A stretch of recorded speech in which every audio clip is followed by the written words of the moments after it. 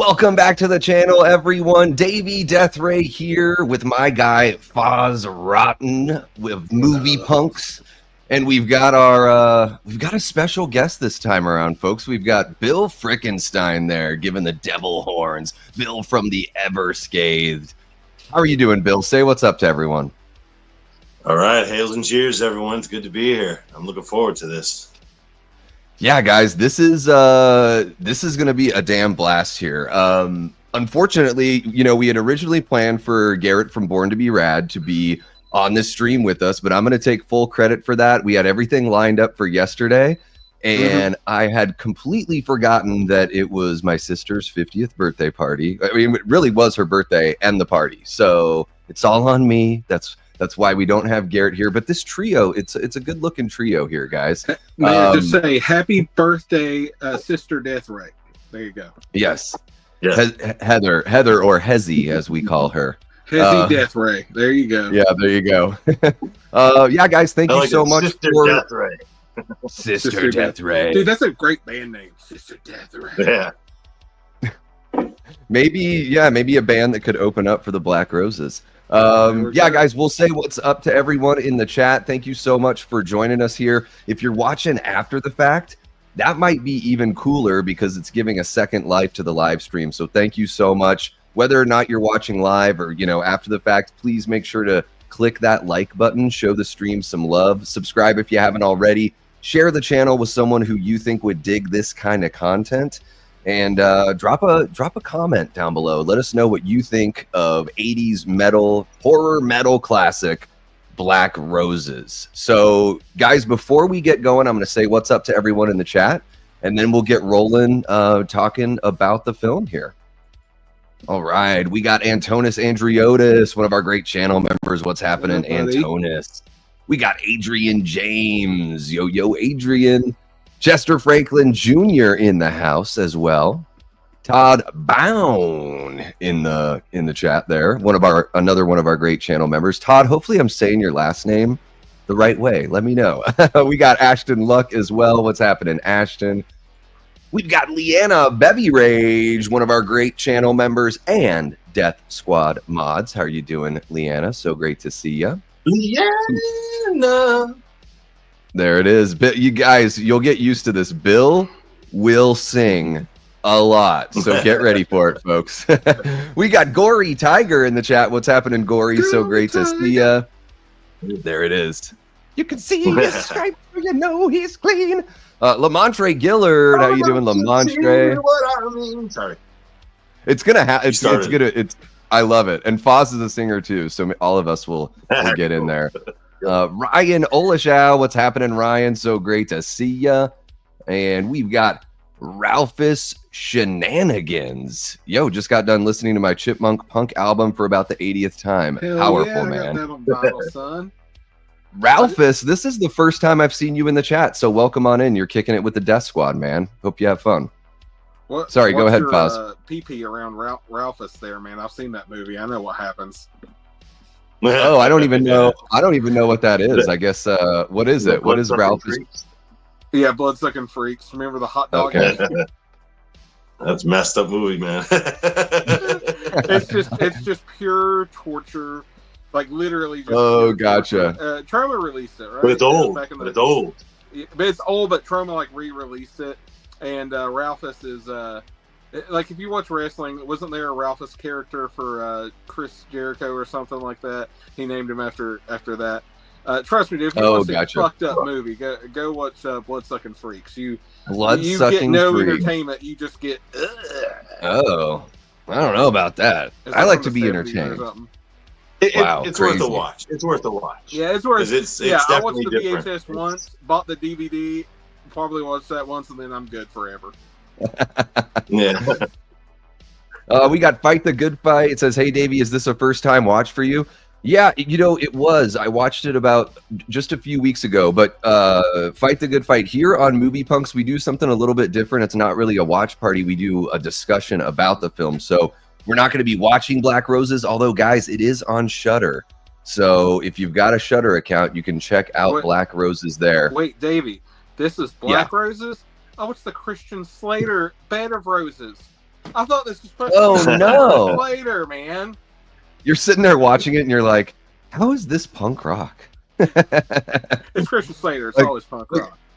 The song "Bed of Roses" by Bon Jovi is more punk rock than the movie "Bed of Roses" starring Christian Slater. All right, guys. So yeah, let's go ahead and get the discussion going here, folks. Yeah, if you're a fan of Black Roses, let us know your thoughts as we go through like our little, categories, our, talking points, as it were. And yeah, just I would say if you haven't seen this one, it is. Well, we'll get into why you should watch it. I'm going to hand things off to our special guest, Mr. Bill FRICKENSTEIN of the Ever Scathed. Bill, do you want to talk about like your, I love it, your history with the film? Like, the first time that you saw it, what made you fall in love with it? Any memories you've got with it? Why this movie is something that really resonates with you, so much so that you got Leanna Bevy Rage to watch the film and she fell in love with it as well. And then it poured over to me from there. So the floor is yours, man. Have at it. Yeah, I remember being back in the day. It had been '88 when it came out, and going into our local Blockbuster when Blockbuster was kind of a new thing. We were always at mom and pop shops, up until that point. And there was a Blockbuster came to town. I was like, ooh, it was like, fancy. And I remember going to the back aisle, and the new release wall. There was only like one copy of Black Roses on VHS. But the thing that made it stick out from all the rest was it had like a 3D plastic, like not even plastic, maybe the plastic like the old Halloween masks were made out of, like the Ben Cooper masks, kind of like that kind of plastic. Oh, gotcha. It was a 3D VHS cover, like it was embossed, kind of like it was like popping out at you. And it's the cover with the guitar and the hands on it and the eyes and everything. And we were all like, me and my brother, my mom were all like, oh, how cool is that? We have to rent this, So we got a new release. It just came out that day. We rented it, and from right away, I was in love with it. I mean, the music is fantastic. I mean, it's I don't know. I mean, we'll get to the music later, I know, but I mean, everything about it's cool. Even back then, though, on my first watch, I knew that the rubber monsters were a little cheesy, but for the time, because you've seen so much better stuff up to that point, but. It's one of those movies that, like, as time goes on, I'm like so nostalgic for that kind of stuff. It's so I love the rubber monsters. As goofy as some of them might look, it's like I just love it. I'm sure we'll get into that, but I love them.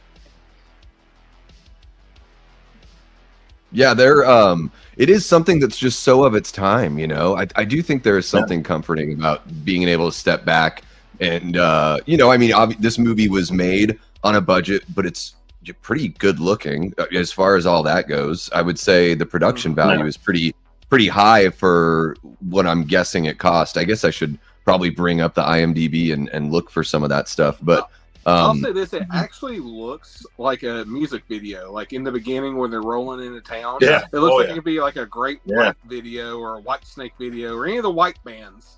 It could be a video for them.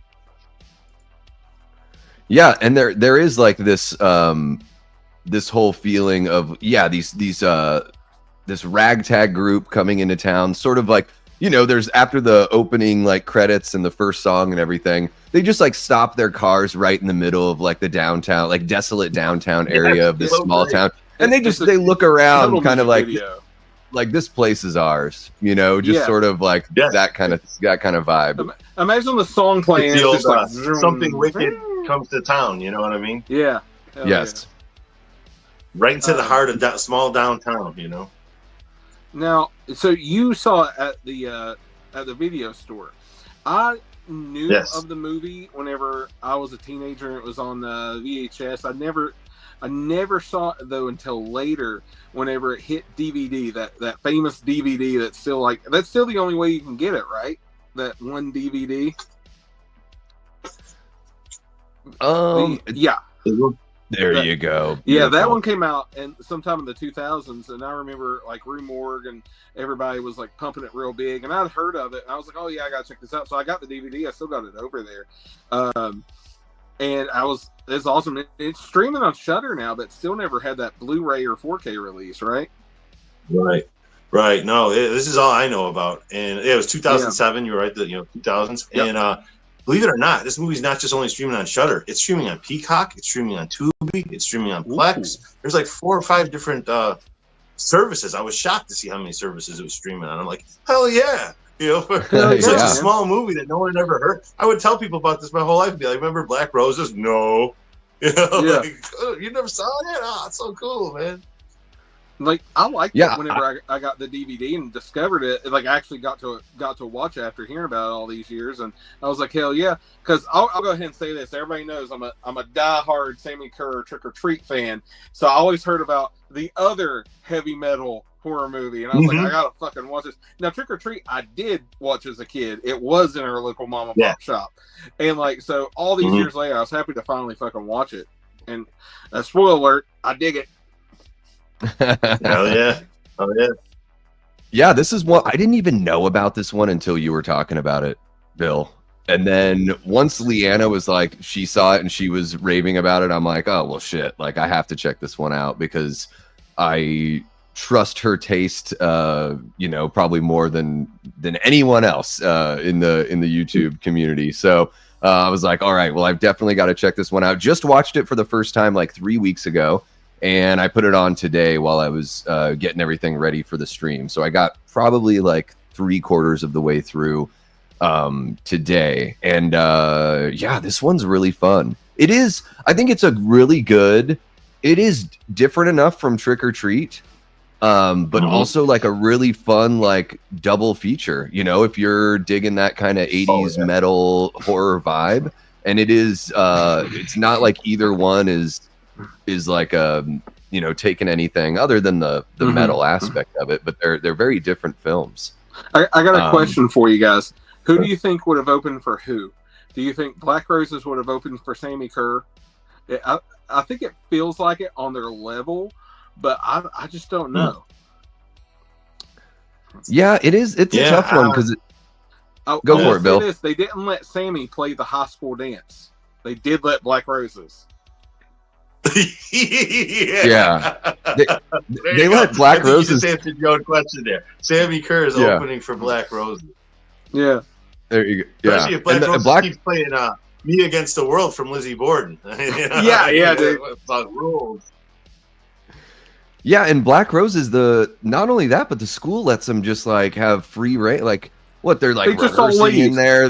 They're playing 3 nights in a row or whatever it is. It's just this tiny little town. It's kind of funny that this band that has like, they're already like, when the movie starts, they've got like this mythical status, but they're playing this tiny little town, this auditorium that maybe fits like 300 people. Like maybe. I gotta say this about the beginning. Rewatching the beginning today, I was like, oh, so that one's in like New York, right? Like the opening shot of them, like, and it comes on. It doesn't show them as humans; it shows them as demons in the opening fucking shot. And then the entire audience is demons, and everybody just runs out. It looks like a concert in hell until like the 2 guys working the theater get killed on the run out. And I'm just like, did they base this in New York for 2 reasons? One, to show like what's happening and set up before it goes to the small town, and 2, they figure there's enough crime in New York already. No one's going to notice like thousands of fucking demons running around ganking everybody. There you go. Well, yeah, I think that's the way I always looked at it. The way I always looked at it is like if you listen, like when the teacher is interviewing Damien, when he doesn't have his getup on, he has his wig off and everything, and they're drinking milk. Yeah. They're walking around drinking glass milk. He's trying to show him how wholesome he is, And he mentions that he's like, oh, why'd you pick this small town to open your tour? It's the first time out of the studio playing. So he goes, well, we did have one other show, but we won't talk about that. Or he says something like that, kind of brushes it up. That's the show he's talking about, is that the opening scene. Like that was their only other show. That was like their first show ever. What I always took it as is they went full demon too early. And it turned the crowd into raving lunatics and sent them out. And it kind of, you know what I mean? It's like I think they learned their lesson. They had to scale it back. So now they're going to a small town. They're going to take over the kids. Did that opening scene over 3 nights instead of 1? And yeah, did that opening scene remind anybody else of the movie Demons or Demons 2? Oh, dude, when Demons is another one of my all-time favorites. Great soundtrack. Yeah. Love Demons. Yeah. It's just like whenever you're watching it, like it just fits in perfectly with demons in that world. Oh, totally. Oh, exactly, man. Yeah, yes. These are my favorite genre of movies. There's not too many of them, but I love the metal meets horror. I love, satanic band comes to town and chaos ensues. You know what I mean? The townsfolk trying to drive them out. You know, like the devil's coming to town. You know, and I just love it. It's my favorite type of movie there is. We could easily do demons on Movie Punks, Davey. Demons is great. I'm a big. Everyone here that's hanging out knows that I'm a huge demonic possession film fan, especially when it's not the non-religious type, because they don't have to play by any rules. They get to just like kind of make up their own rules. So yeah, I think there is a little bit of a similarity because in Demons, it's like the film is turning the people into demons and they're all getting, kind of locked in there. And then this movie has a very similar theme where the more nights, it's like the more people return to watch Black Roses, the more susceptible they are to being like, brought into the cult and essentially turned into tools of the devil. Demonic possession. Like each night they get more and more possessed. They get more and more under their spell. Yeah, exactly. And they start doing some crazy stuff. They start behaving very badly. However, it's like the mayor is like not really that worried. And I love that the mayor is basically like, my hands are tied. The school like said it was okay. Like I'm totally powerless to the high school, even though I'm the mayor. Like he's got this blasé attitude. He's like, remember the Beatles? We can't forget the Beatles. Let me ask you guys. Let me ask you guys, do you think they played the same set all 3 nights because it didn't matter? Or do you think that they actually put work into the set and were like, well, on the 3rd night, we're going to play this cut from this B-side? Well, what's your face? One girl mentioned that they play a different set each night. Because he goes, the teacher asked her, how could you keep going listening to the same songs over and over again? She goes, no, it's different every night. And I noticed different things in the music that I didn't notice the day before. It seems to speak to me. There you go. So, there's something subliminal. Yeah. See, it's nice to see that the demons are not just phoning it in. They really thought about their set list, man. Oh, hell yeah. Oh, dude, that's my favorite. I mean, are we doing a subject with our favorite moments, or because I don't want to blow it now. No, we totally can. Yeah, absolutely. Okay. Yeah, let's do. But we'll get into everything else. We've got some other categories, but let's go ahead and do that now. Let's do. I'm just gonna type it out here, so we've got a little nice banner for it. Yeah, favorite moments. Nice. Bill, take it away. All right, my favorite part in this movie, and it's any movie that's in this little subgenre of metal meets horror. My favorite scene, the entire thing, is when all the teachers come to check them out, Black Roses, on the first night to make sure they're not too bad, with the mayor. And he's like, I don't see anything wrong with it. They start playing the most soft, adult contemporary song there is, We're on our way to paradise. They got nice hair, nice suits on and everything. And they're like, this isn't bad. Come on, let's get the hell out of here. I got to be up early in the morning. And they're all leaving. But like that teacher still has... he's like, I don't know. And he gets up, and they're about to leave, and he stops in the doorway, and he's looking back at him. Oh, God, I just love it. I crack up every time. I love it so much. And Damon's looking at him, and they lock eyes, and then the mayor comes back, come on, and they leave. The second that teacher's out of the door, lights go off. They come back on, metal screeching. They got the leather on, the studs, the spikes. It's like, it's a rock invasion. Now it's heavy metal, I love it. Yeah. Like the teacher's like, it's like he's like the wedge in between. All the rest of them are fuck out of there. We already fooled all them. But that teacher still wasn't quite fooled, It's just that look with that mustache and the light and everything. Oh, I love it. That's my favorite scene in any horror movie. That teacher, we'll talk about him later. There's that's some fun stuff there. And there is a little bit of that, like, for being like a smaller movie and everything, like you had mentioned, Foz, there was not no theatrical release for this one. There is a nice little layer there with the story that you're talking about, Bill, where it's kind of like, they understand that they have to sort of satiate the older folks and and make them think that everything's totally safe. So it is kind of like a layered approach of like, we'll get into the satanic panic, but that kind of thing, like, sneaking into the teenagers' lives and everything like that. But really quick, Foz, before you give your favorite moment, Foz, Cody Snyder dropped a $5 super chat for Bill and says, do you want to sing it, Bill? Fast as a shark and a kind of the dark, he's a kid, I'll rip out your heart. There you go. A one-way trip, and you better be back for the killers on the attack. Hard to get that, accept that high, what you call it? That is a very high falsetto there. Good job on that one. And thank you so much for the $5 super chat there, Cody. One of our great Death Squad mods. Foz, favorite moment or moments in I'll in Black give you my most awkward moment. That like I always think about this ever since the first time I watched it, is whenever like the teenage girl wants to bring her best friend over to take care of her pervy father. And it's like, okay, I'm just going to leave you guys to it. And I'm just like, you know what's going to happen, but at the same time, it's just so. Are you talking about the strip gin scene? Yeah. Yeah, that's I even had a banner just for that, because this scene is so. I was telling Leanna about it. Totally caught me off guard. I was like, "What the hell is going on here?" This is like a high school girl that's like, "No, I can't go home. My parents aren't there." Yeah, they're like, because like we should call your parents. Yeah. And then the dad actually agrees to this shit. Like, oh my gosh. Hopefully times have changed. He's all sweating. I'm her father. He's stuttering. Yeah. He gets so excited. That scene just like sticks in my head more than any of the demon scenes where I'm like, I feel dirty now. Yeah.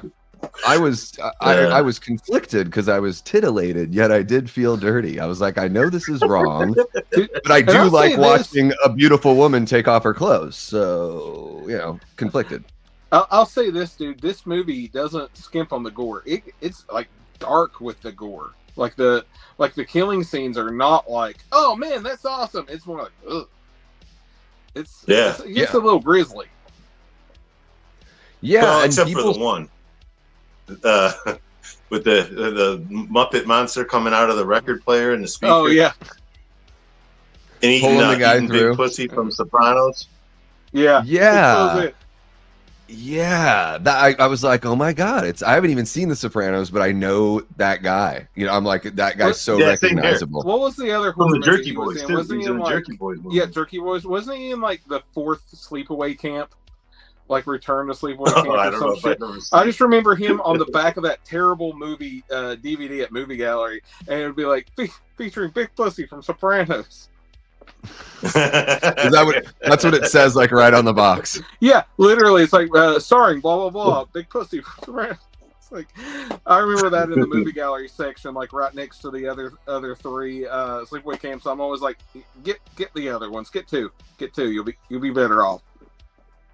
Yeah, I still haven't seen any of those. There are a couple. Now's the time. Yeah, never seen any of them. Now's the time, you gotta see the first one, man. It's a classic. It's so good. I'm a 2 guy. The second one was decent too.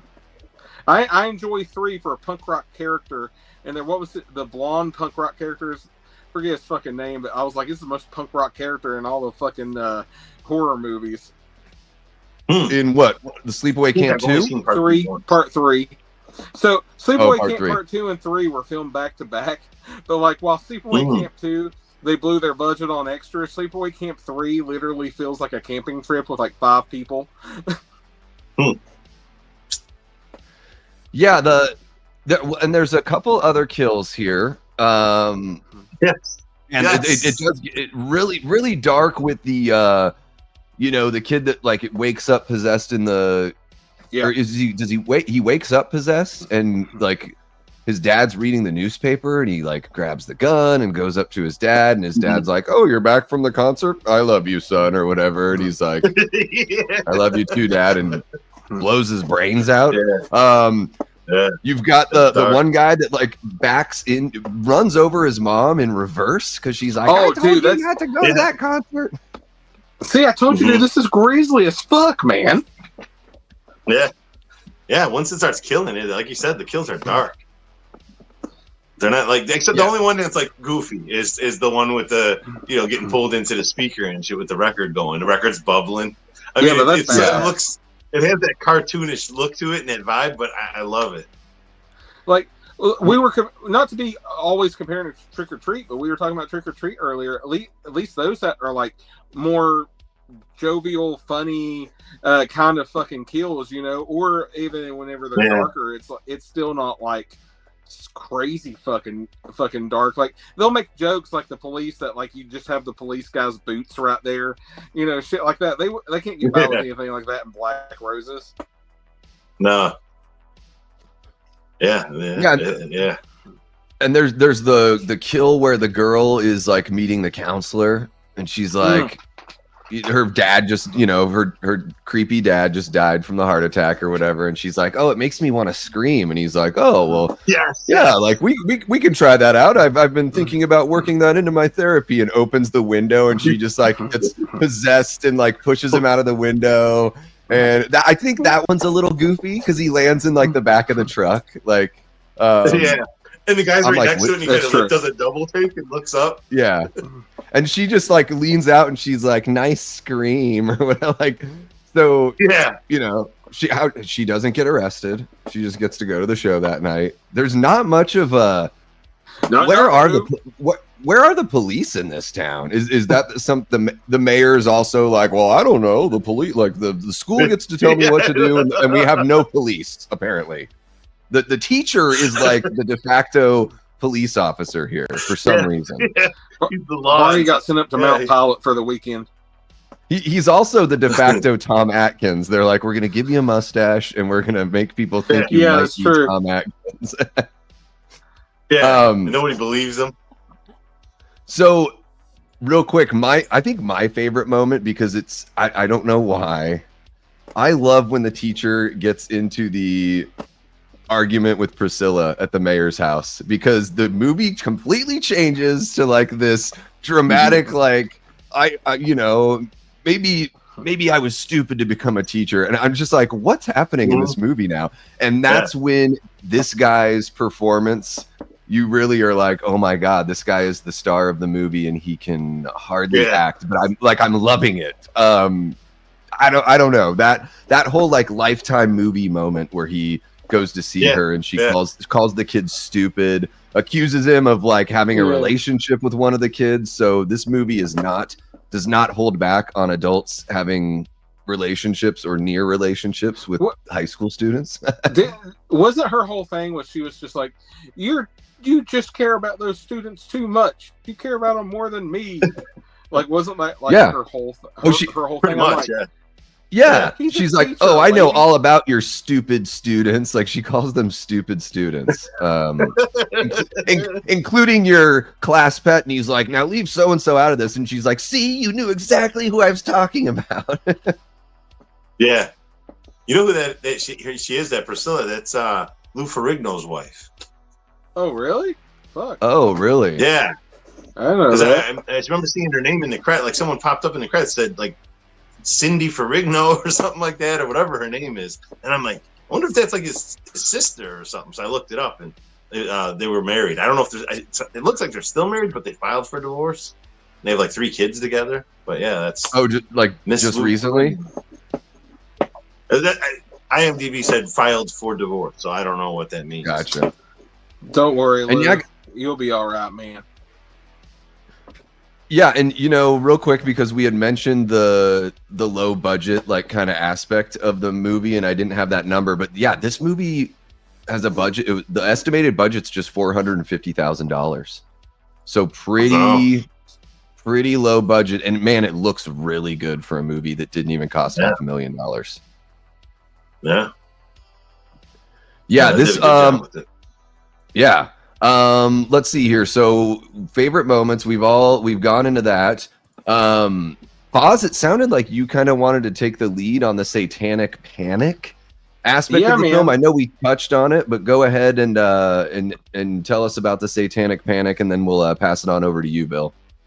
Well, see, for me, satanic panic is, it's weird to say, but I have like nostalgic memories of that because I grew up in West Virginia, rural as fuck back here, and ever since I was a little kid, it was always like, you gotta watch out for those Satan worshippers up in the hills, and everything was satanic. Can't get around a Ouija board, it's satanic, you'll get possessed. Can't listen to Metallica, you'll get possessed. You can't do anything, you'll get possessed. Can't read that Conan the Barbarian comic or the Spawn comic or the Lobo comic, you're gonna get possessed. We can't do nothing fun. And fucking satanic panic was just like a huge excuse around here for an already repressed town to be like, oh no, I've seen them devil worshippers up there. They were sacrificing a goat the other day. And, you know, so it's funny to me whenever you watch, you know, movies like this and it turns it on its head and it's like, oh no, we really are demons and you're gonna fucking die. And it's like, you know, every churchgoer somewhere is like, I told you. Yeah, there's like the one woman on the board that's like, she's reading the lyrics and everything. Again, the mayor is like, he's like, well, you know, their lyrics are kind of antisocial, but come on, this isn't that big of a deal. Like, the mayor cracks me up. I love that guy. Yeah, me too. I love the mayor. He's great. He got a lot of credits to him. You know, I don't really know him from much anything else, but apparently he is in stuff I've seen. I just didn't know, you know. But yeah, he cracks me up. But the one that you were talking about, who was reading all the lyrics on the podium and all that, I didn't realize until just the last time I looked up on IMDb that she was the main girl from Creature from the Black Lagoon. Oh, the original? Yeah. I forget her name. Something Jane Adams or something. I forget her name, but Julie Adams was in like love with or whatever. Julie Adams, yeah. Wow. Oh my God, she was smoking when she was younger. Yeah, Holy cow! I'm just looking at pictures. That plays on Pluto TV a lot on that Universal Monsters channel, and so I saw it not too long ago. Damn, I love that movie. That's like probably my favorite. Well, Frankenstein, of course, is my favorite Universal monster, but I got to say Creature's my second. Totally. Yeah, and another moment, just while we're talking about the satanic panic, that I love with the mayor is when the teacher, what's his name? I'm looking for the actor here. Is not Tom Atkins? Yeah, not Tom Atkins. He calls the mayor and he's basically like, Mayor, like, I'm really concerned, you know, there's been a couple of these shows, the kids are acting weird, like, I don't think we should, like, I think we should cancel this next show, blah, blah, blah, blah, blah, and the mayor's just, like, not even listening. He's just like, oh, this is just because you and Priscilla had a fight, like, his daughter, he's, you know, you just need to work things out with Priscilla. And he's like, Mayor, come on, I'm telling you that, like, something's not right with this band. And he's like, no, just come on over and talk to Priscilla. He's like, the conversation, this is maybe the worst mayor that I've seen in any movie. Him and Larry Vaughn from Jaws could, like, that would be a very interesting, like, who's the worst mayor, you know, there. Bill, do you have anything to add to the satanic panic aspect? I mean, you play in a metal band. Does this stuff still exist? Like, are there people that look at you kind of side-eyed when you're like, you know, I'm in this crazy metal band called the Everscathed? Does that element still exist out there?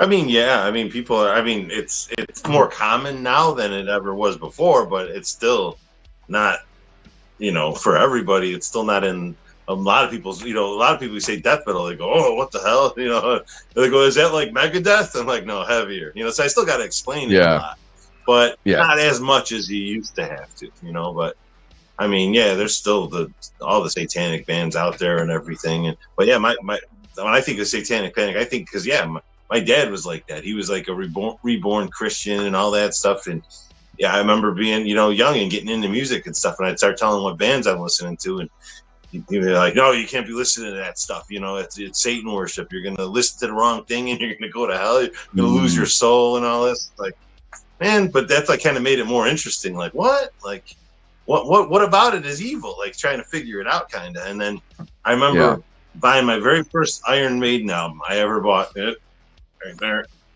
I bought Somewhere in Time, and I remember coming home and going in the backyard.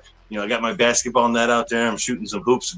Got the big boom box sitting over there, and you know, and crank it up and listen to Iron Maiden. All of a sudden, you start getting it's the lyrics like, "You've only got your soul to lose." You know, like, wait, he was right. And I gotta go to hell for listening to this. You know, like, but it's made me want to listen more. Honestly, I mean, I remember going back within a few days of buying another Iron Maiden tape. I bought Power Slave. You know, so. It was like, I don't know, that stuff was always just like, it kind of, and you like the PMRC and all that stuff when they tried to, you know, ban stuff and shut it down and put labels on it. And I mean, that made you want to hear it more. What's so evil about this? Why can't I, you know, it's just, it makes you want to get your hands on it, you know, so. Yeah, and back then, I remember back in the 80s, you know, it being like all over the news and everything like that too. You know, Todd brings up here the satanic panic behind Dungeons and Dragons. I mean, there's like, I remember news stories. It wasn't like Tom Hanks in some really cheesy. There's like some after school special that's really famous, right? So I actually just watched that within the last couple of years again, and it's not very good. It's not. But yeah, there definitely was that whole satanic panic is interesting. It's funny, like last night when I was at my sister's birthday party, I was talking to somebody about movies, and she was like, you know, talking about horror movies, and she's like, do you ever get worried, like when you watch stuff like The Evil Dead, like do you ever think like you're watching something that is evil or what? And I'm like, oh, it's just art. It's just, I was like, if anything, I just think it's like those are their God-given talents, or to make these things. Like, so, you know, very seldomly is somebody actually out there saying like, yes, this is about worshiping Satan. You know, usually it's just the sort of like vibe around it that people just attach the satanic kind of element to, even though the artistic work isn't really about that. It just goes against their sensibilities, and it's easier to say, oh, this is satanic, rather than to actually have to argue the merits of the art, you know? I was going to say, anymore, the big fucking popular thing is all this satanic imagery in pop music.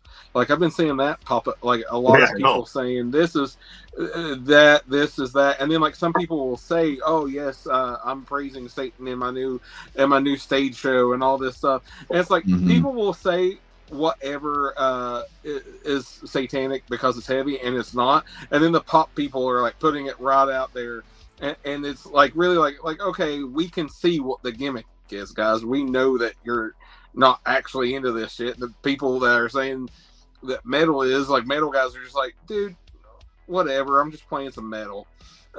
It's just a weird state of being right now in music and Satan. It is odd that you bring metal was the popular thing back then, and that was right around, you know, so it's just like now it's the different form of music that's popular, and it all goes in cycles. It all just comes right back around again. Especially something like that, you know. It's like, I just think the world was more religious back then. Like when the satanic panic was going on, a lot more people went to church, I think, back then. So anything that was even, like you said, even kind of came close to you know, being like evil or whatever, was just like blown way out of proportion. Like, oh my God, you know, it's against what we believe in, so it's got to be evil. It can't be good for the kids, you know. Yeah, I think back then the religious, like, there was a lot more of that in mainstream society, and even on like mainstream news, that was kind of the way the culture was, where that was sort of the ruling, you know, idea back then. But yeah, it is odd that you say that, Foz, with I've noticed that too with the pop music, like kind of bringing that element in. I'm guessing just for attention, or I don't even know. Just to be controversial, because the music isn't dangerous at all. The music is about as safe as it gets. So you know, I think this is a perfect time to segue into the music here on In Black Roses. Bill, do you want to kick this one off? As far as you know, feel free to sing every song on the soundtrack if you'd like. That's all I do for this segment. I just sing every song, and it's a cappella, so we can't get copyright. Where do I start? Where do I end? I mean, every song. I mean, you get "Me Against the World" opens the movie out. Love the Tupac song. I love that song. Great. Yeah, Lizzie Borden just rules. I mean, that song is on Visual Lies is the name of the record. Great album all the way through, and all their previous just go listen to Lizzie Borden. Throw on any record, you're gonna have a good time. And yeah, they're so good, man. They got a song called Red Rum. You know, like The Shining. You know, Red Rum. It's so good, man. I crank those songs at Halloween time every year. I got a playlist of all like these, you know, evil type songs or songs that have horror movie themes and yeah, Lizzie Borden, like every year on Halloween, I just crank them like crazy. But then just the Black Roses themselves, like every song they play is great, you know.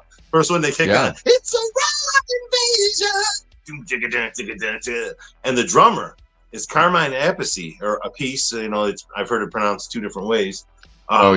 He's played in a lot of different bands. Vanilla Fudge, Blue Murder. He played with Rod Stewart on the song "If You Want My Body." And you look at the drummer in the background. That's him. That's the same drummer from Black Roses, twirling his drumsticks. And watch Ozzy Osbourne, "Bark at the Moon." Same drummer, Carmine, up in the castle playing his drums. You know, so yeah, you know, a real famous drummer, real great drummer. And real great songwriters, like the band who plays the band in the movie wrote the songs too, and really played the songs. So great songs. And that's a really cool aspect of the movie as well. Like very rarely do you see that where I'm seeing at least 4 of the credited songs here that are listed on the IMDb where all written by the band that appears in the film, and it says performed by Black Roses. I'm pretty sure the singer's not the singer though. I'm pretty sure that singer's just an actor and he's lip syncing. You can totally tell he's lip syncing. I mean, the way he overemphasizes certain words and stuff, I'm like, dude, like you're just so like overacting. But I think everyone but him, you know, like the rest of the band, I believe is the band that actually wrote and plays those songs. Awesome. Yeah, that is awesome. I love that. And then go ahead. No, and then there's also the band Hallows Eve has a song in there called the one song D.I.E. Death in Effect. It's kind of like in the background at one point where one of the kids is doing something at home. But yeah, I saw Hallows Eve live once in a little, you know, bar not too far from here. You know, it's like crazy. Great song. Is that the song that's playing when the little kid is like burning up his toys? I think so. Yes, I believe that's when it plays. Yeah. And it's like, why would you do that to your toys? Yeah, I'm like, yeah, exactly. What's wrong with even the little kids that aren't even at the concert are becoming little shits? Yeah. Well, they come in, they take over the kids, man. They take over the town. Evil.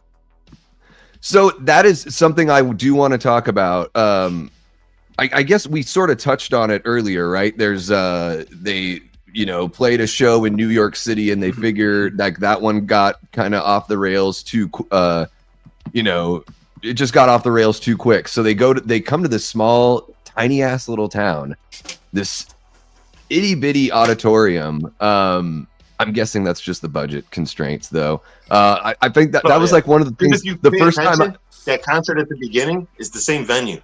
If you look close enough, they just have it way more packed in the beginning. It's the same stage and everything.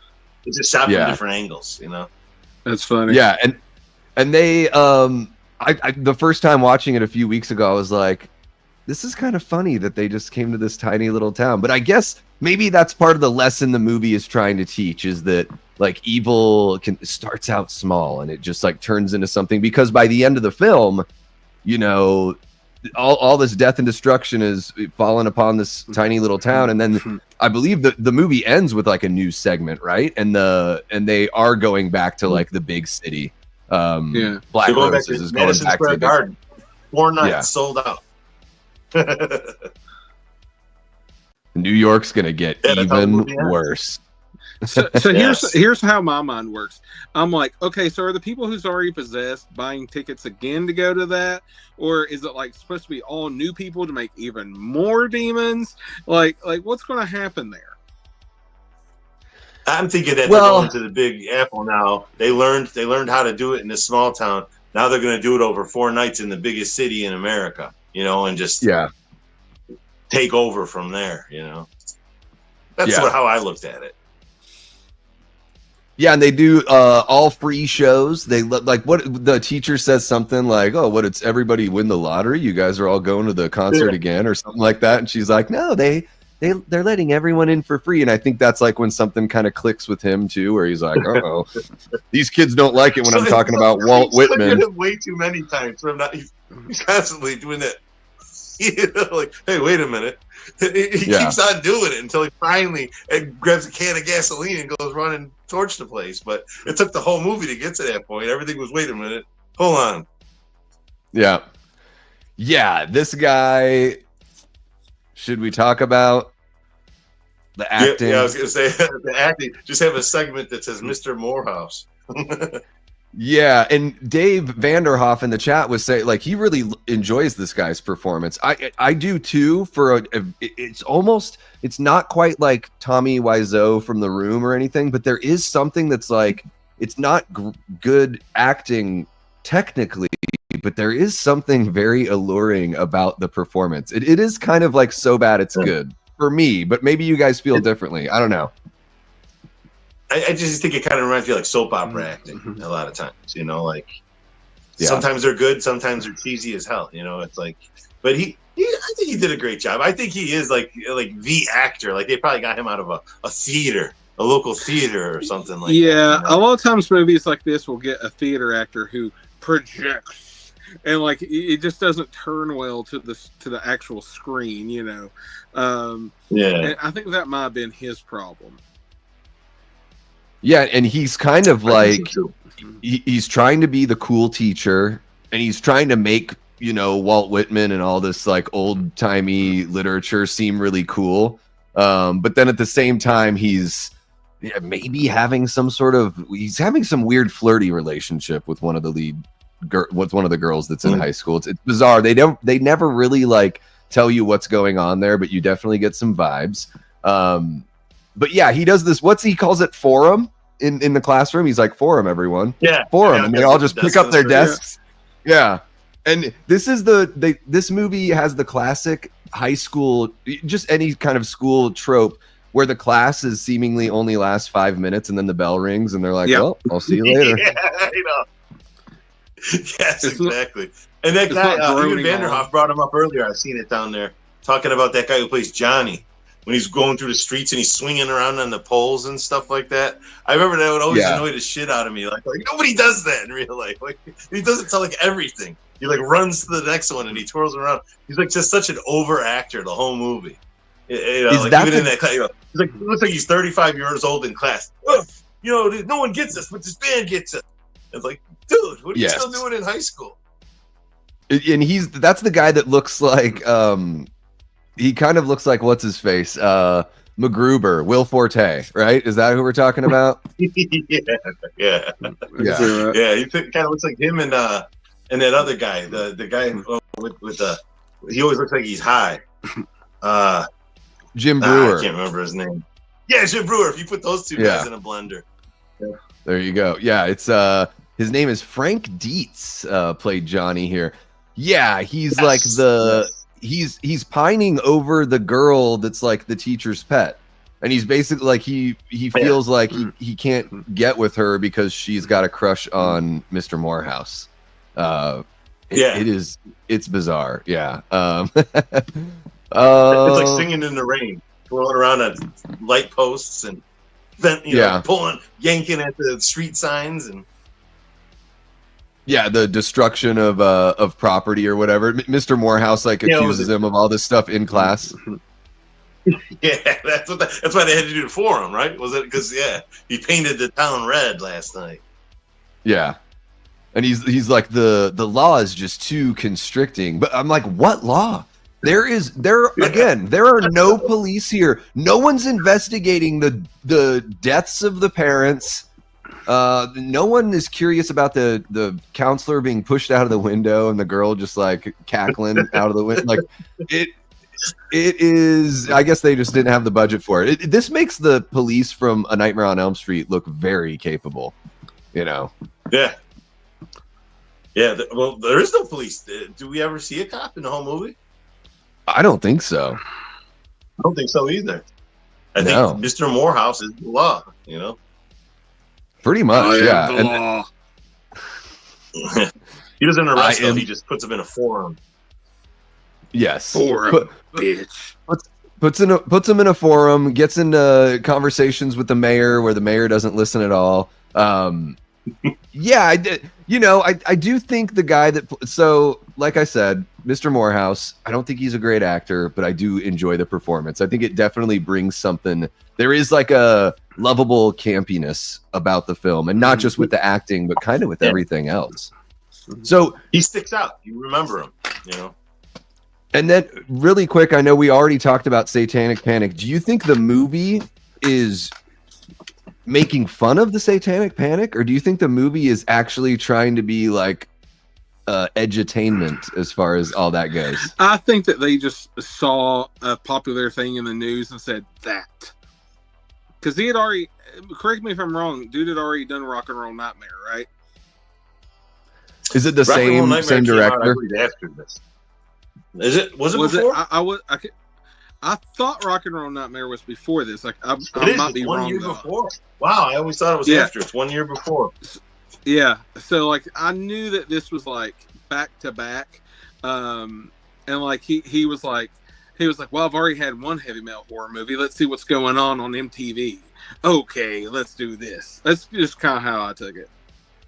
Oh my! So you guys makes so much more sense now.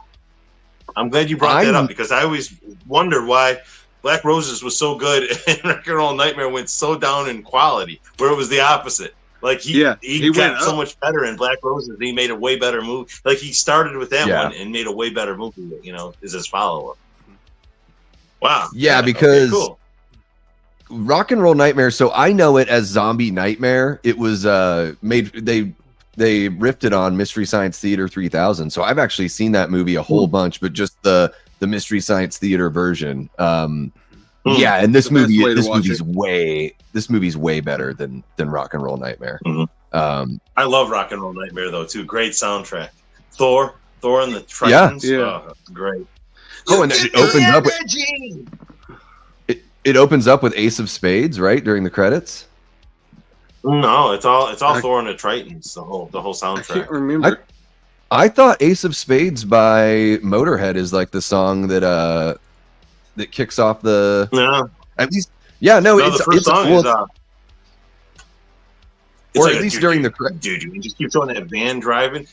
Are we talking about the same movie? Yeah, I'm wondering, because I never heard it called Zombie Nightmare.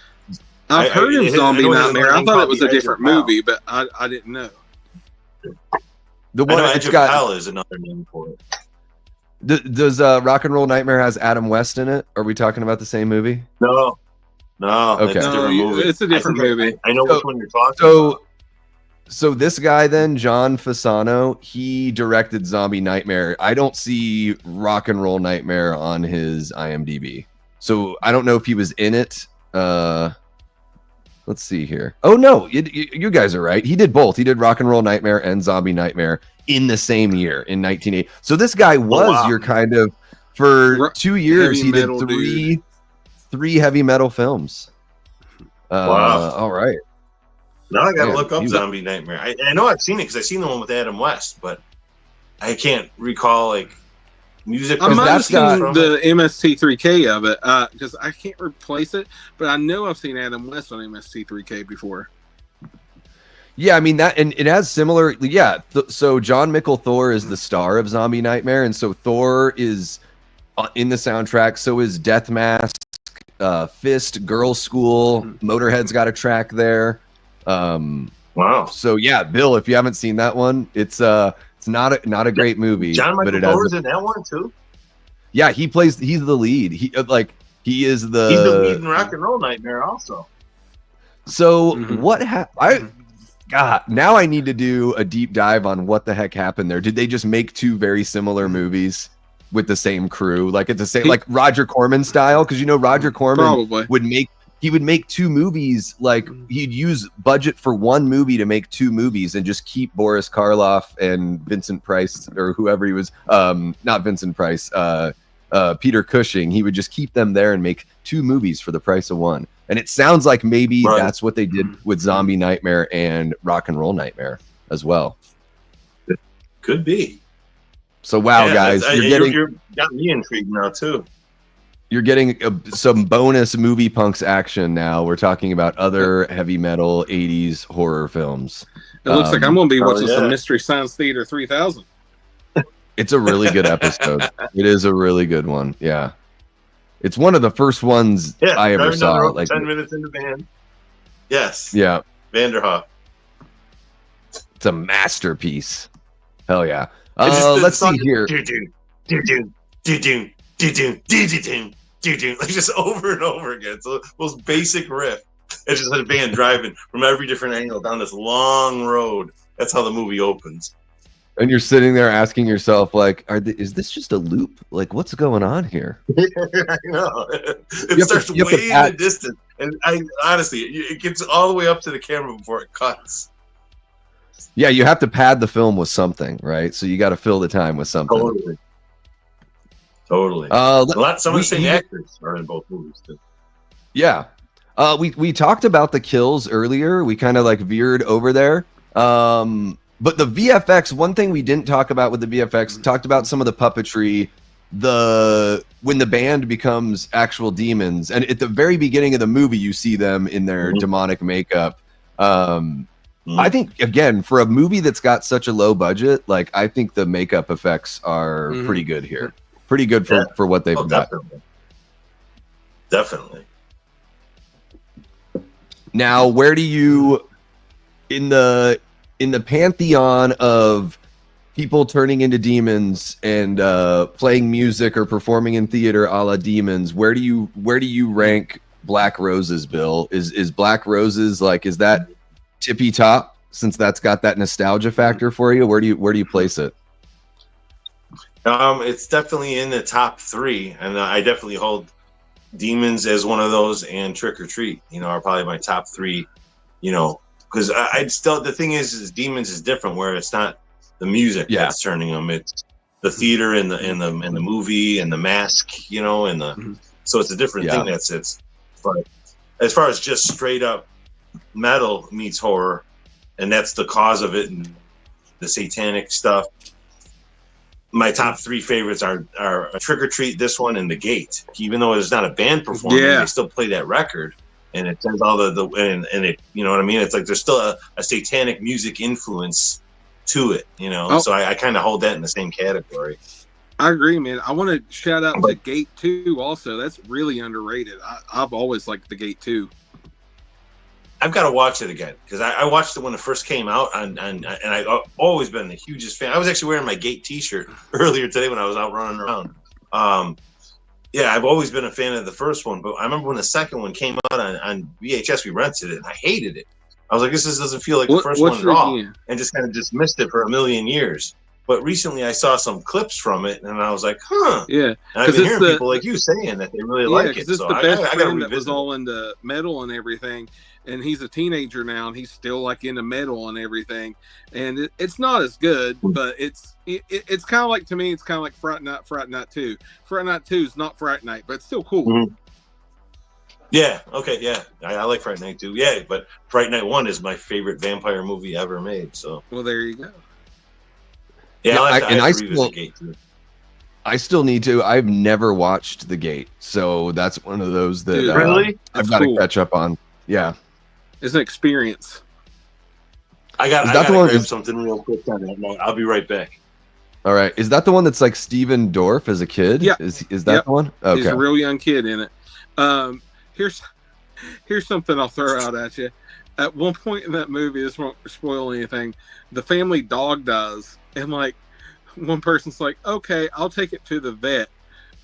again, it's a dead dog, like not a hurt dog. It's a dead dog. I'll take it to the vet. And they drive around all day, literally all day, with a dead dog in their car trying to get it to the vet. And I'm like, you could have done buried this dog by now. And it's just so weird to like sit there and like, I remember when it first came out back out on DVD, because I'd say on VHS as a kid. And when it came out on DVD, I was sitting there watching the special edition. I'm like, man, this is looking great. They really just drive around that dead dog all day. Yeah, a vet isn't going to fix a dead dog. That just ain't going to happen. No, bro. So sorry. No, you're all good, Bill. I couldn't find what I wanted to show you. It's in a box put away. I thought I had it right there. I had the album Sacrifice from the Gate. You know, the actual album. Yeah, but it's in a box somewhere. I went in there right to where it was supposed to be in all boxes. I'm like, shit, because we remodeled earlier this year, so I never dug it back out yet. I'll cut this all together later on, and I'll superimpose it over your screen. There you go.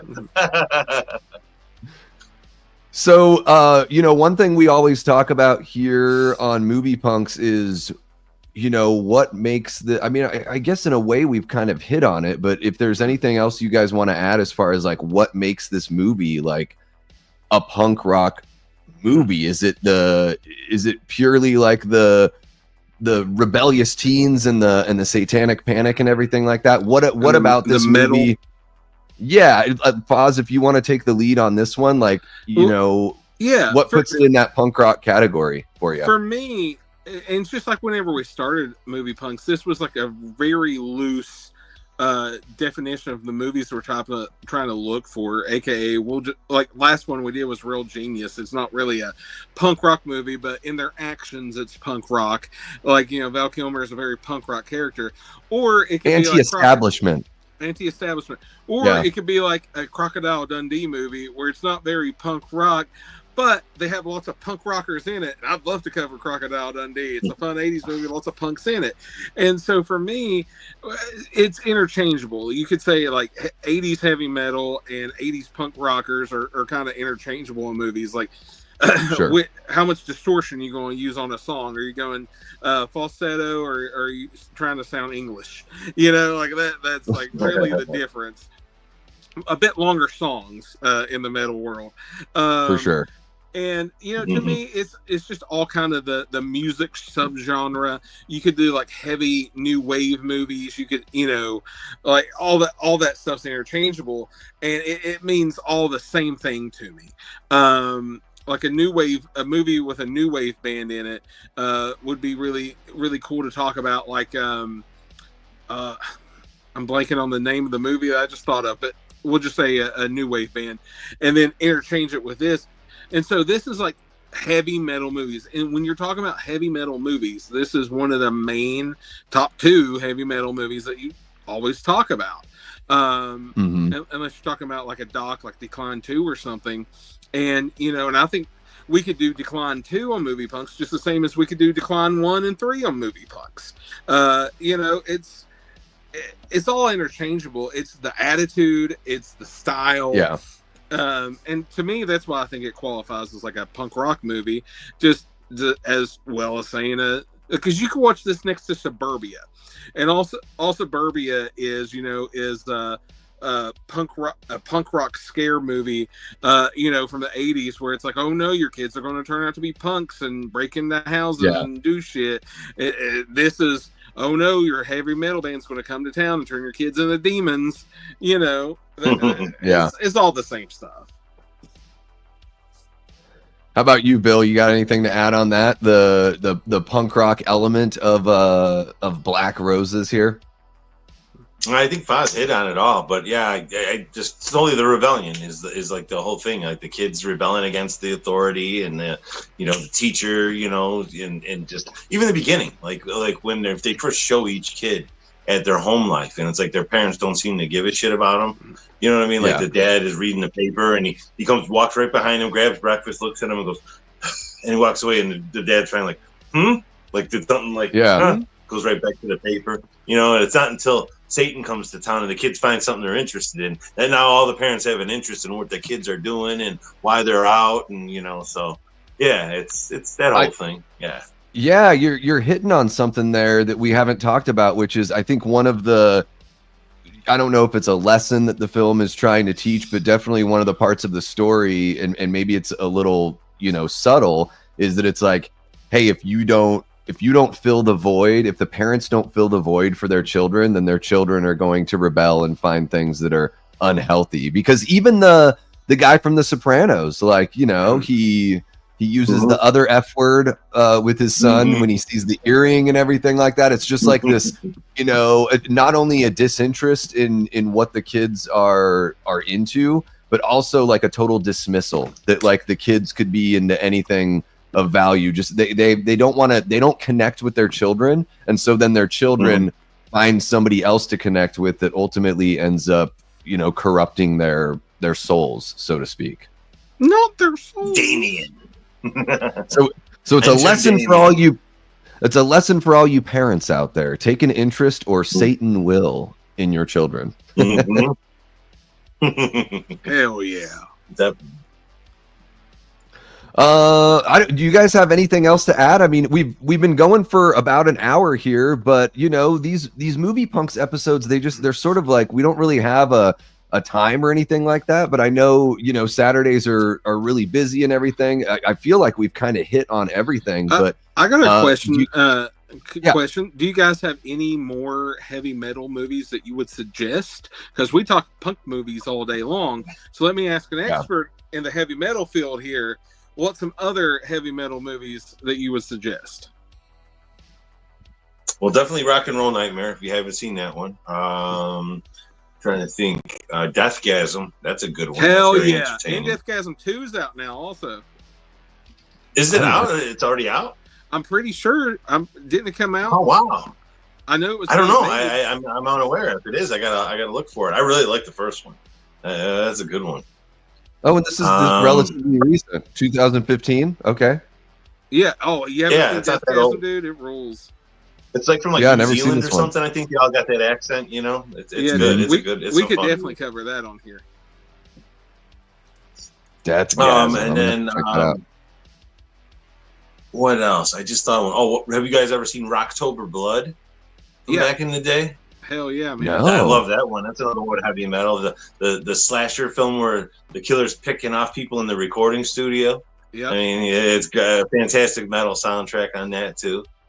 Damn, I'm loving the makeup here for Deathgasm and for Rocktober Blood. I love that Merciful Fate King Diamond kind of looking makeup. Love that look. Oh, you've probably seen the meme that was taken from the movie, and you didn't realize of the dude in the corpse paint, and then like the little blonde girl sitting next to him eating ice cream, and it's like, you've probably seen that meme. Yeah. Well, I haven't seen the meme, but when I pulled it up on Google, and that's one of the first images, is the ice cream. Yeah. But what was the other movie I'm trying to think of? It's a foreign movie, and its sequel just came out, and I bought it on Vudu, but I haven't watched it yet. But I love the first one, about the modern day like death metal band that travels to play the big festival. It's like kind of a Spinal Tap type farce comedy. I know what you're talking about. I never saw it. It's Heavy so good. Something or Heavy Trip. Heavy Trip Part 2 just came out. My buddy keeps telling me I have to watch it. I still haven't seen it. And Part 2 just came out, right? Yeah, I just got the Voodoo code of it probably a couple honestly probably a couple of months ago it came out, and I immediately just bought it because I love the first one, but I just haven't found time to watch it. So that's on my list for sure. But Davey, if you haven't watched Heavy Trip, that's a fucking movie to watch. Yeah. I haven't even heard of this one. 2018. It looks like it's on Tubi and maybe even Amazon Prime, or at one point it was on Prime. I think I originally watched it on Prime, and it had the overdub because it is a foreign movie. And Finnish. But it's super great, dude. It's about this like death metal band in the middle of nowhere, and they submit a demo to like the biggest fucking like like metal festival in the world, and they get it, and then like all the crazy hijinks like Spinal Tap they gotta go through to get to it. That's awesome. It's amazing. I gotta check it out. And let's see here. I have to see it. Amazing, dude. is that what we've got?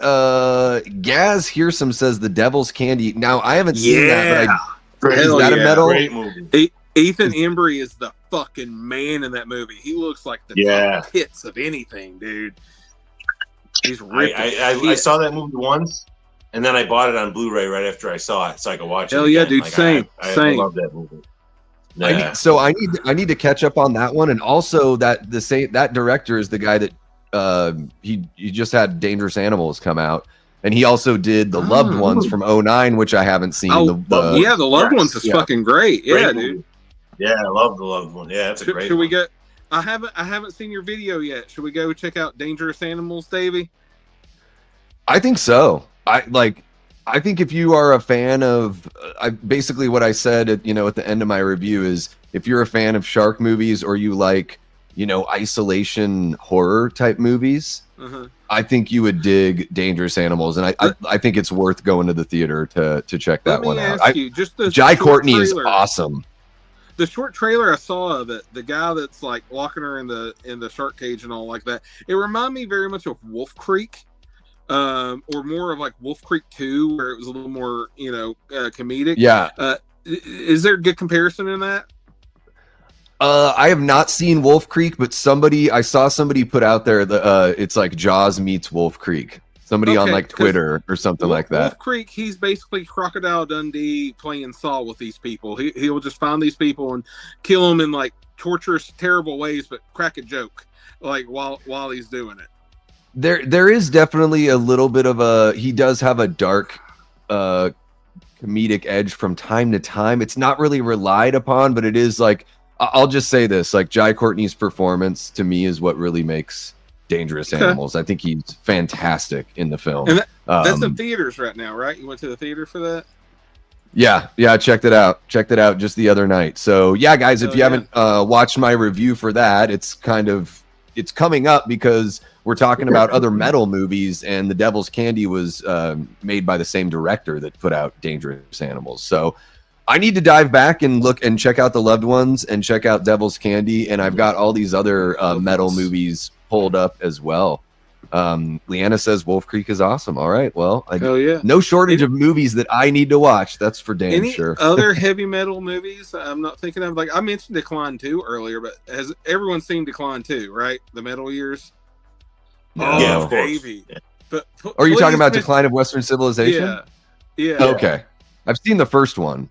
The one about like punk rock and everything, like the DC scene and all that kind of stuff. Part 2 is just equally as good. It's got Megadeth in there, Alice Cooper, Ozzy, Kiss, but then it has like isn't Lizzie Borden in that one? And like it has a lot of the up and coming bands that like you don't really hear from again. Who's in it? Faster Pussycat? Are they in it? Yeah, they were in that. So basically, it talks to like people like Ozzy's making eggs in the morning and talking about his long history and like Kiss is like how they're so successful. Then it has like modern successful bands like Megadeth talking about like what they do, and then it has these up and comers on the Sunset Strip trying to make it. They're like, I have no option. I have to make it. I just am going to make it. And you've never heard of them in your life. And Penelope the most memorable interview though. Did all of them. Chris Holmes in the pool. From Wasp. Oh, the famous fucking dude from Wasp. Chugging vodka. His mom's sitting on the side of the pool, just like, well, that's what he does. Just shaking her head, and he's just pouring this bottle of vodka down all over him in the pool. Like, dude, you gotta fucking watch it.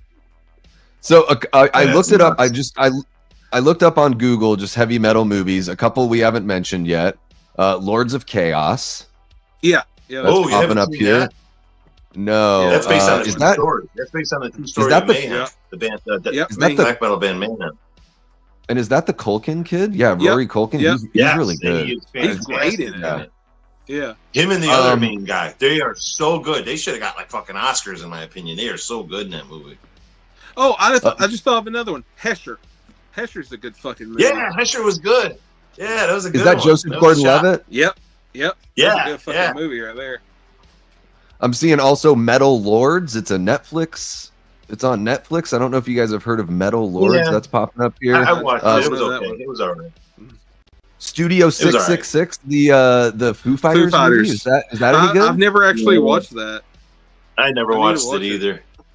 I'll watch it. I just remember when it came out, it was like kind of pandemic time, and it was doing one of those like 1999 buy and watch, and it stayed that much forever. I've never seen it like stream. It might be on a streamer now, and I've just never noticed. But I'd watch it. I just never want to pay $20 for it. Gotcha, what about Tenacious D and the Pick of Destiny? That's a good one. That one's popping up. I love that movie. That movie's so much damn fun. What a great stoner film. I guess in the town of Kickapoo. What about the Bill and Ted movies? Those are considered. Yeah, they're fantastic. I love. I guess that was considered metal like back then when metal was getting a softer edge, at least like in the mainstream, you know. Yeah. Yeah, I mean, like the first one had more like the music like this kind of, you know, like where it had those like symphonic stuff and the shredding guitars. But the second movie had a pretty good soundtrack, you know, Megadeth on it, and you know, it had a bunch of bands on there. Funny story. I have that soundtrack on CD since I was a kid, and I still have it in my collection. And I've had it on my iPod, but the other day I was wanting to listen to a couple songs. Was it Winger Battle Stations? That song. Yeah, and I was wanting to listen to it, and it's not on Apple Music. So I actually went on iTunes. I was like, iTunes still exists, and I bought it for $9.99. The soundtrack on iTunes, so I could listen to it on my Apple Music. Nice. And I was like rocking it all day long. It has "God Gave Rock and Roll to You" on there. It has the Reaper rap. It has I was listening to the Reaper rap on there. Steve Vai puts it all together, and I was like, "Oh shit, dude, this rolls." Sooner or later, you dance with the Reaper. Oh, love the Reaper rap. Yeah. That's what's that? William Sadler. Yeah, plays the Reaper. Yep. Love that guy. Man, dude. What a great performer, man. And now you're making me think this is not a metal movie, but the Last Action Hero soundtrack is very hell metal, you know, great soundtrack. Megadeth, and love it. Yeah, Megadeth. That's like one of my favorite all-time Megadeth songs. Angry Again. Yep. Love that fucking song. Dude, whenever I got to see them on live tour, last the first year, time I ever saw them. Yeah, the last time first time I ever saw Megadeth live was they opened for Aerosmith of all bands, but it was right when Last Action Hero just came out, and they played Angry Again at the concert. I was like, oh yeah. Yeah. That's probably around the time Aerosmith had like Janie's Got a Gun, and they were probably big off of like Pump and everything right then. Fucking probably Get a Grip. No, it was Get a Grip. Get a Grip. Right after it with the cow. Get a Grip. Yeah, Davy's right. I remember they had the big cowhide on the stage before, and then it dropped. Alicia Silverstone video hop. Yes. Oh yeah. Her and Liv Tyler. They had the 3 or 4 videos in a row where they're together. Yeah. Another, I have to bring this one up because whenever I think about Angry Again, I always think about 99 Ways to Die from the Beavis and Butthead experience, which has like Anthrax covers Looking Down the Barrel of a Gun by Beastie Boys. It's friggin' awesome. Like that's got a couple great metal tracks on there as well. Hell yeah. Sure. Yeah. Well, shoot, guys. Video game with War appearing at the end. There we go. Yeah. It's a heavy metal that was the whole point of the game. Was you had to get the tickets back, you know, to the War concert. Yeah. That is check it out. I pulled metal up my, video game my vest just to show you guys. Oh, I got the Black Roses pack. That is nice. That's beautiful. And Shopping Mall. Got my Demons. Yeah. And then right above that, I got my Trick or Treat.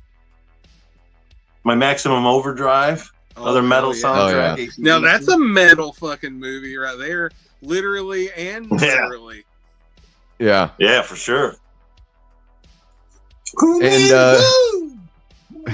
you've got a Goblin on there as well, which is kind of in a way, you know, little proggy, little bit of a metal flavor there with their dark melodies. Dude, listen to this. Well, here's the thing. Are you familiar with Lurch? He's used to always be on Pat and Brett's channel. A guy named Lurch. Anyway, he just went and saw Claudio Simonetti came to his town. And he went and seen him live, and they performed the entire Demon soundtrack live.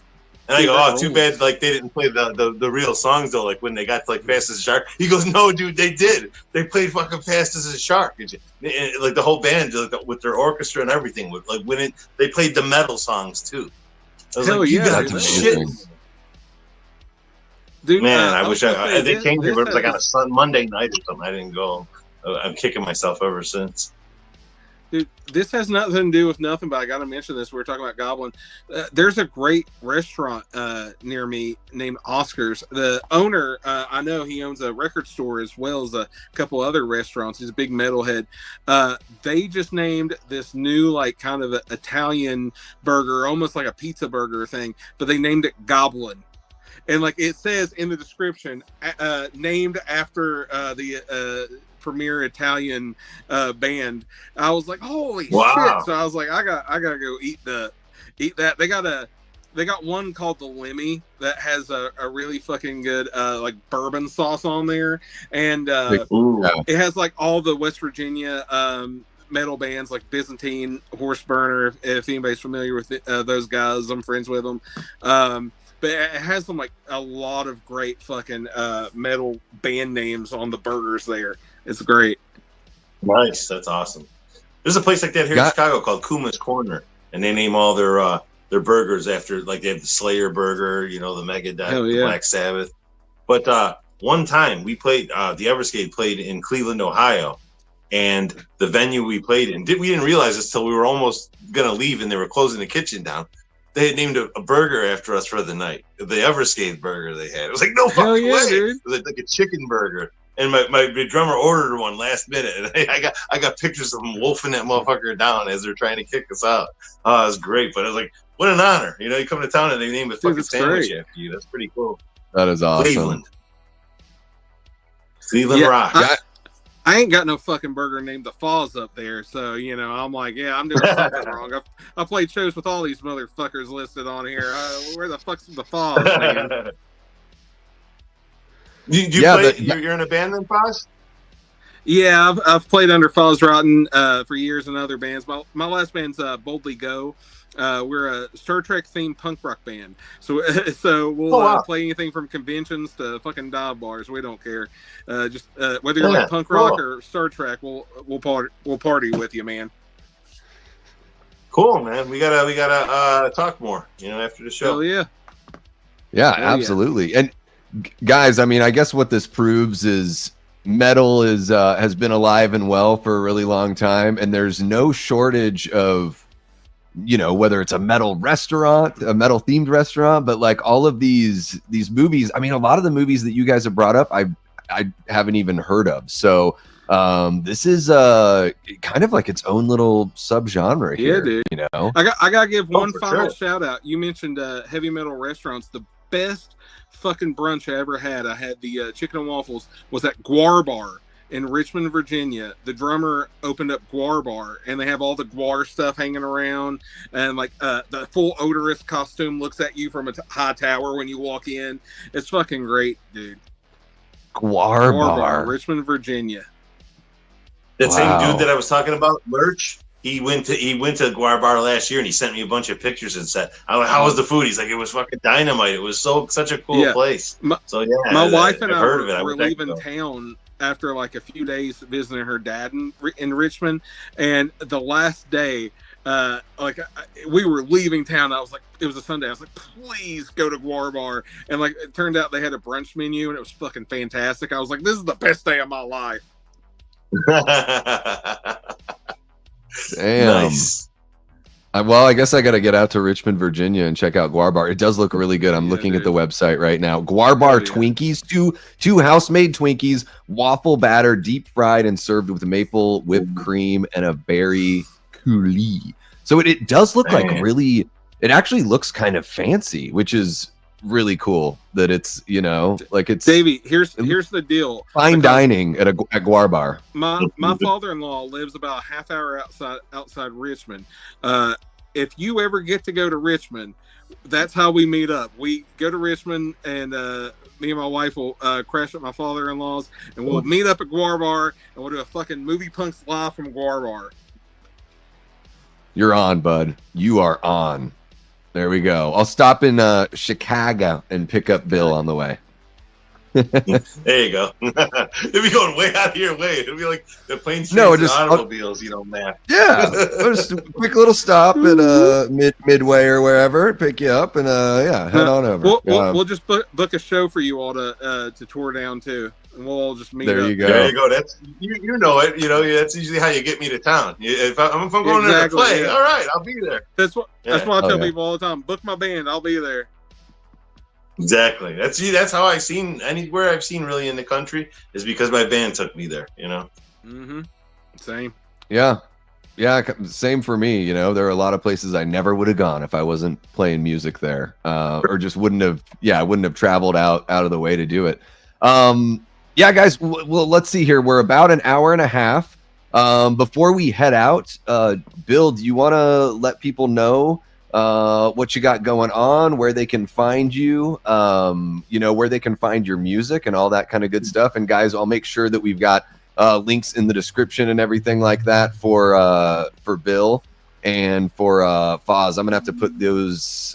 I'm noticing now that I did not put them in prior to the stream, so my apologies, guys. But Bill, let me down. Let people David, let me down.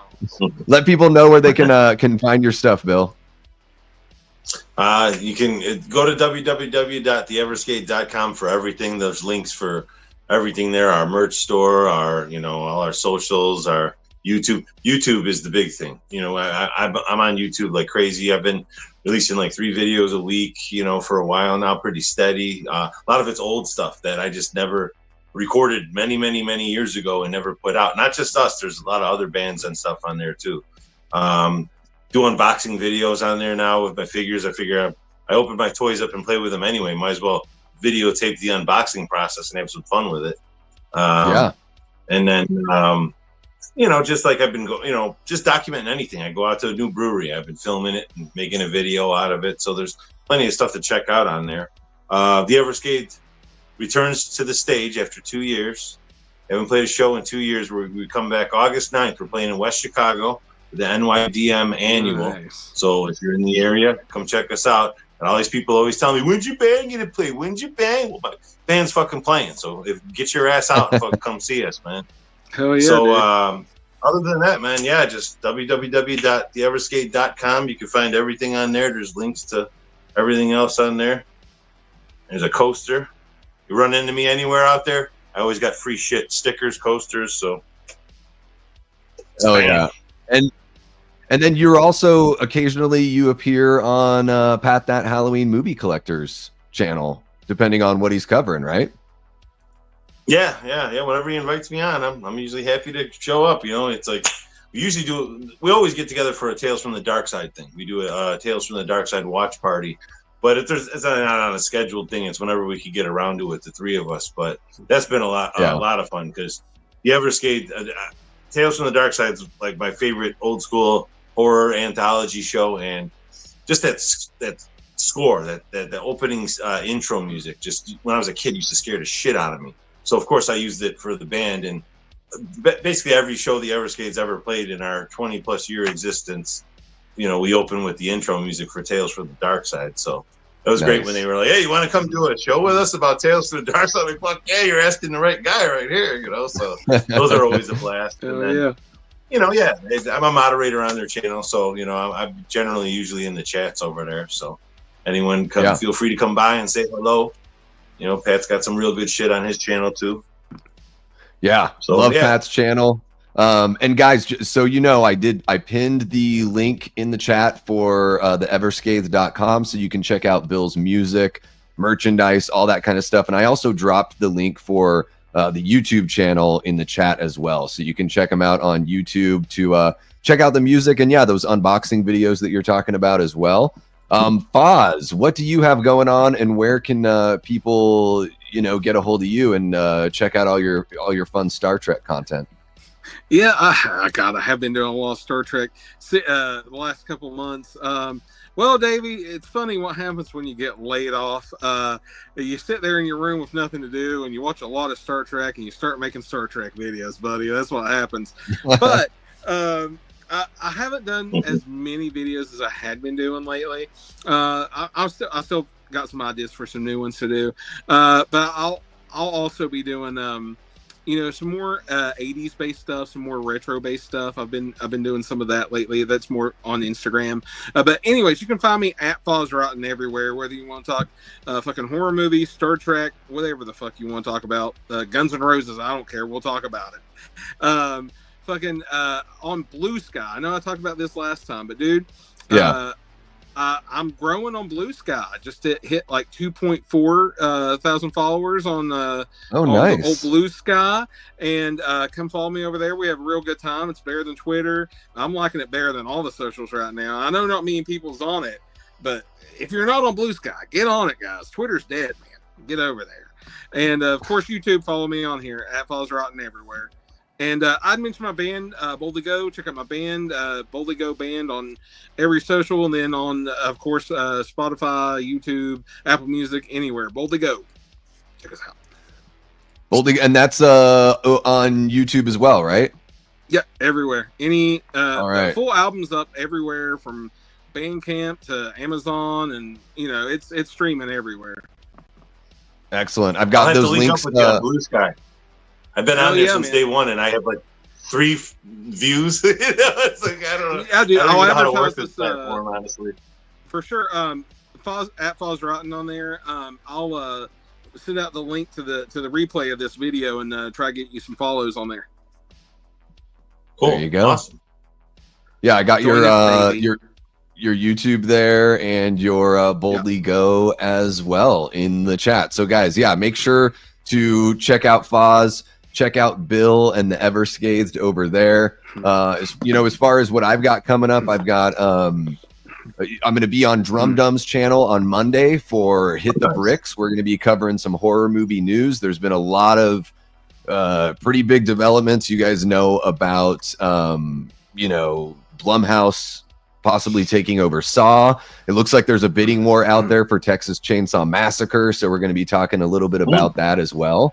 And then on Wednesday, in preparation to pre-celebrate Friday the 13th, on Late Night with the Davey at 9 p.m. Eastern, we're going to have my guy Mark from Tales from the Shelf and Vincent DeSanti of Womp Stomp Films and Never Hike Alone. We are going to get into the debate, and we're going to decide for once and for all, guys, which film is better. Friday the 13th, the final chapter, or Friday the 13th, part 6, Jason Lives. We're going to be breaking it down between 8 different categories, and we are going to declare one of those a winner. And the great thing is, guys, if you're in the chat, you get to vote on, which film wins each category as well. So you guys in the chat get to award a point and have a direct effect on the outcome of the battle for supremacy in the Friday the 13th franchise. Davey, I have a question. Which of those movies feature Alice Cooper on the soundtrack? That's part 6. I think you have your answer, sir. Yeah. That's my favorite. That's my favorite for sure. Yeah. Another two favorites. Yeah. I flip flop all the fucking time. Like I love those 2 movies like equally. Like it's like right now, currently, part 4 is like my favorite one. But I swear, like 6 months ago, part 6 was my favorite one. It's like they're both number 1, and they just keep like, each time I watch it, all right, I think I like this one a little more. Oh, I think I like this one a little more. And part 2 is always my number 3 spot. So, and I forgot to bring that up. You brought up Friday the 13th Friday the 13th. I will be going live for the first time ever on my YouTube channel this Friday. I'm going to an event in Crystal Lake, Illinois. They're showing Friday the 13th Part 2 on a blow-up screen over Crystal Lake. So I get to watch the movie over Crystal Lake. So I'm going up there, and Brett from that Horror Movie Podcast is going to meet me there. So we might be going live from his channel too. Just a little bit, just to show the shit. I won't be on long, but I've never gone live on my channel before. So I'm going to try it out for the first time there this Friday night. That's awesome. Yeah, guys, make sure that you go over and sub to the Everscathed and give Foz and Boldly Go a subscribe as well. You're not going to want to miss, if Bill's going live for the very first time, you're not going to want to miss it. So check that out for sure. And guys, I think that's going to wrap it up for this edition of Movie Punks covering Black Roses. Thank you so much to our special guest, Bill FRICKENSTEIN from the Everscathed. First guest. Our very first guest. Very first guest, Bill. Thank you, buddy. So there you go. For doing this. Thank you for popping our cherry. Thank you guys so much for having me. I had a blast. And if you decide to do any of those other movies, Rock and Roll Nightmare specifically, I definitely want to come back on with you guys. And if you do October Blood or Deathgasm, again, please have me back. Hell yeah. This was a blast. This is the blast we got able to talk to two people about Black Roses, in depth. This is great. I don't usually get this opportunity, so I love it. That's what it's all about, is nerding out about our passions and being able to share that with the community as well. And yeah, Bill, we'll bring you back on.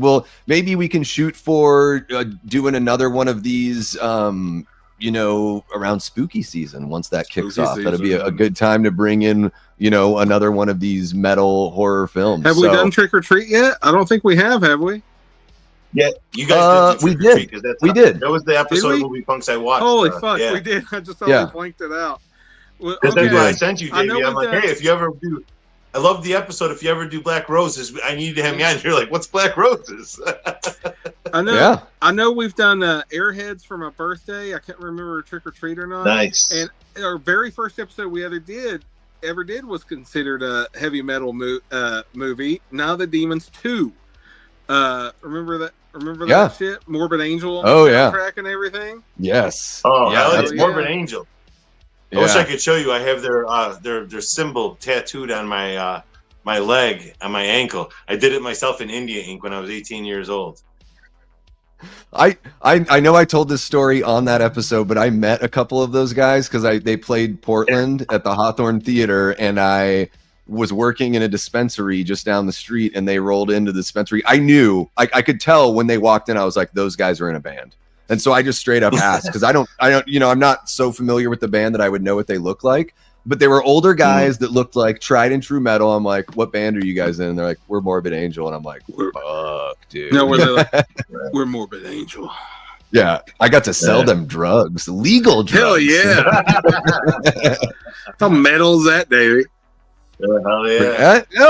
I guess it could be more metal, but at least I didn't get arrested. So yeah, guys, that's gonna wrap it up for this episode of Movie Punks. Again, make sure you subscribe to these guys. Hit the like button on the way out. Thank you so much to everyone that kicked it with us live. If you're watching this after the fact, thank you so much. Hit the like button, drop into the comments, let us know what you think about Black Roses.